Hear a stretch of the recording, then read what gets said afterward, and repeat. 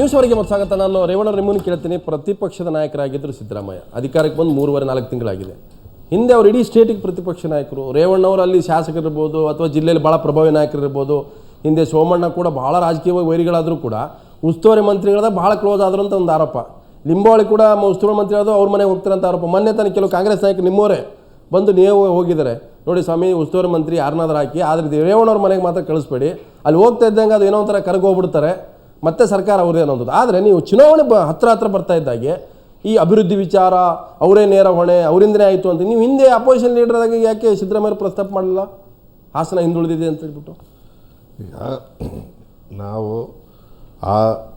ಅಂಥ ಸಮಯ ಬಂದಂಥ ಸಂದರ್ಭದಲ್ಲಿ ನಾವು ಇವತ್ತು ಪ್ರಮುಖವಾಗಿ ಹಾಸನನೇ ತಗೊಂಡು ಮಾತನಾಡ್ತಕ್ಕಂಥ ಸಂದರ್ಭದಲ್ಲಿ ಆ ವಿಷಯ ಬರುತ್ತೆ. ಸಿದ್ದರಾಮಯ್ಯನವರು ವಿರೋಧ ಪಕ್ಷದ ನಾಯಕರಾಗಿದ್ದಂಥ ಸಂದರ್ಭದಲ್ಲಿ ಪ್ರಚಲಿತ ವಿಷಯಗಳು ಏನೇನಿದ್ವು ಅದನ್ನೆಲ್ಲ ಸರಿಯಾದ ರೀತಿಯಲ್ಲೇ ಅವರು ಸಮರ್ಥವಾಗಿಯೇ ನಡೆಸ್ಕೊಂಡು ಬಂದಿದ್ದಾರೆ.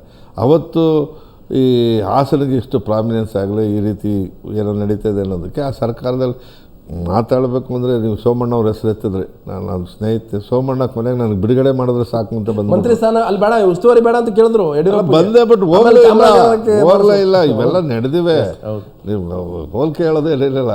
ಇದು ಸತ್ಯ.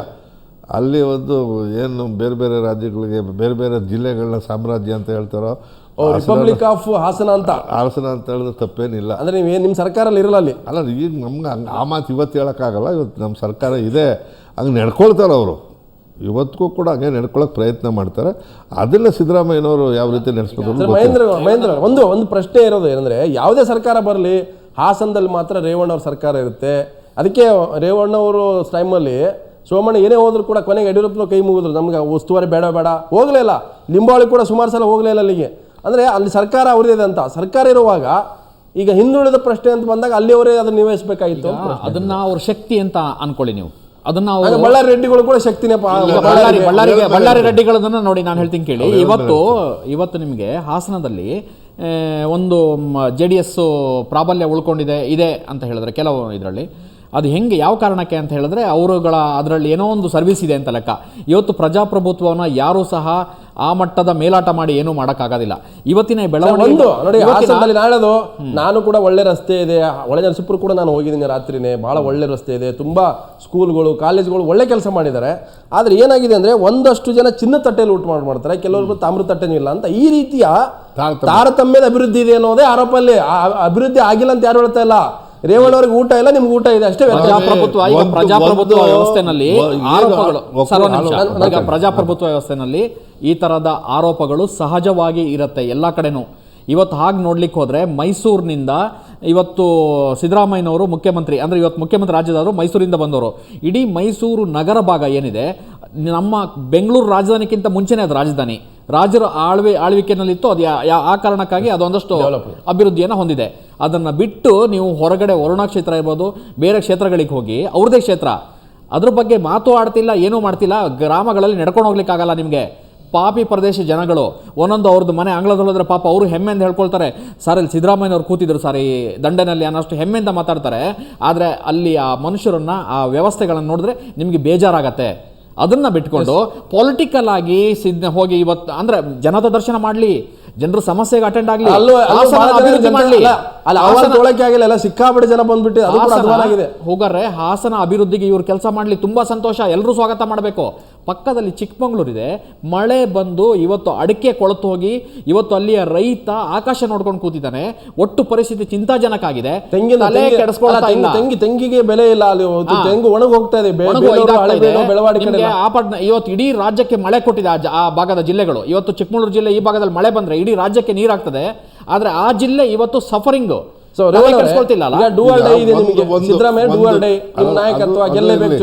ನಾವು ಒಂದು ಮಾತು ಹೇಳ್ತಾ ಇದ್ವಿ, ಏನು ಅಲ್ಲಿ ಆಡಳಿತದ ಬಗ್ಗೆ ಬಂದಂಥ ಸಂದರ್ಭದಲ್ಲಿ ಒಳ್ಳೆ ಕೆಲಸಗಳಾಗಿರೋದ್ರ ಜೊತೆಗೆ ಕಪಿಮುಷ್ಟಿ ಎಷ್ಟಿದೆ ಅನ್ನೋದಕ್ಕೂ ಒಂದೆರಡು ಉದಾಹರಣೆ ಕೊಡ್ತೀನಿ.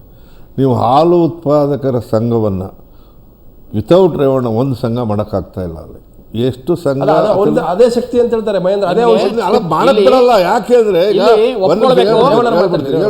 ಹೇಳ್ಬಿಡ್ತೀನಿ ಮಹೇಂದ್ರ, ಏನಕ್ಕೆ ಅಂದರೆ ಅವ್ರ ಕಪಿಮುಷ್ಟಿ ಎಷ್ಟಿದೆ ಅಂದರೆ ಬೇರೆಯವರು ಒಂದು ಹಾಲು ಉತ್ಪಾದಕ ಸಂಘ ಮಾಡೋಂಗಿಲ್ಲ.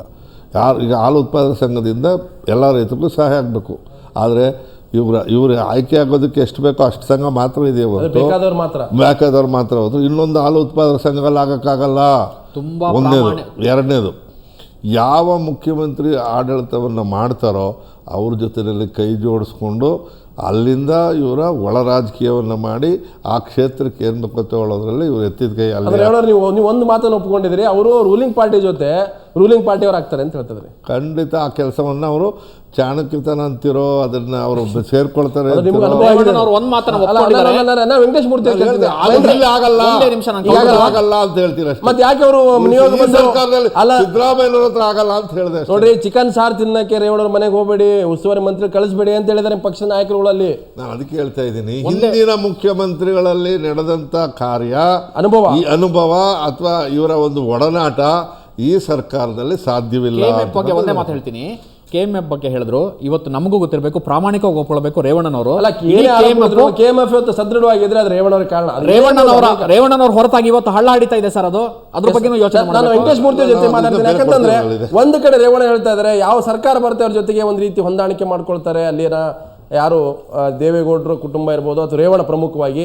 ಸೊ ಇವತ್ತು ಅವರೇ ಆಲೂಗಡ್ಡೆ ಬಗ್ಗೆ CM ಮನೆ ಮುಂದೆ ಧರಣಿ ಮಾಡ್ತಾರೆ, ತೆಂಗಿನ ಬಗ್ಗೆ ಇವತ್ತು ಪ್ರವಾಸ ಮಾಡ್ತಾರೆ. ಆದರೆ ಇದು ಯಾಕೆ ಒಂದು ರೀತಿ ವೈರುಧ್ಯ ಅನ್ನೋಂಥದ್ದು ನಾನು ವೆಂಕಟೇಶ್ ಮೂರ್ತಿ ಚರ್ಚೆ ಮಾಡ್ತೇನೆ. ಅದಕ್ಕಿಂತ ಮೊದಲು ಒಂದು ಬ್ರೇಕ್.